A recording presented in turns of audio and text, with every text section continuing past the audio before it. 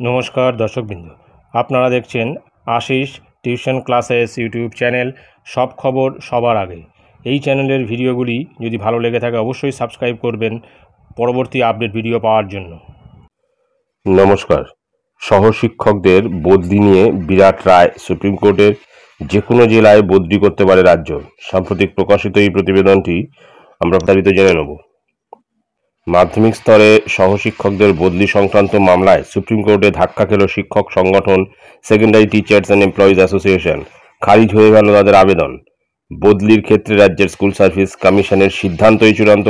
Supreme কোর্টের রায় কার্যত তেমনই। ফলে সরকার চাইলে যে কোনো জেলায় শিক্ষকদের বদলি করতে পারে।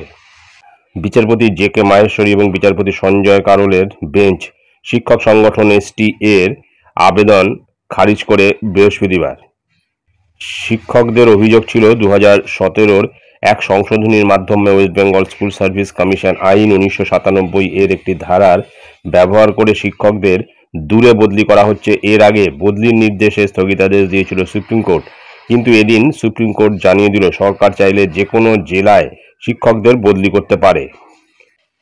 সুতরাং এই যে সারপ্লাস ট্রান্সফার, শিক্ষক শিক্ষিকাদের সারপ্লাস ট্রান্সফারের মাধ্যমে অন্য জেলায় এবং বাড়ি থেকে অনেকটা দূরে যে বদলির বিষয়টা সামনে আসছিল, তার বিরুদ্ধে সুপ্রিম কোর্টে যে কেস হয়েছে সেই কেসে কিন্তু শিক্ষক সংগঠন কিন্তু একটু পিছিয়ে গেল, বা শিক্ষক সংগঠন কিন্তু একটু বিপাকে পড়ে গেল।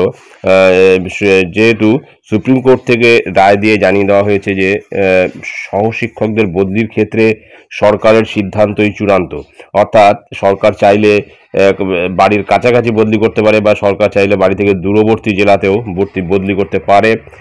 দূরত্বের কথা ভেবে তাদেরকে বদলি করলেই বোধহয় ভালো হতো। এটাই ছিল গুরুত্বপূর্ণ আপডেট, যেটা আমি আপনাদের সঙ্গে শেয়ার করলাম। ধন্যবাদ।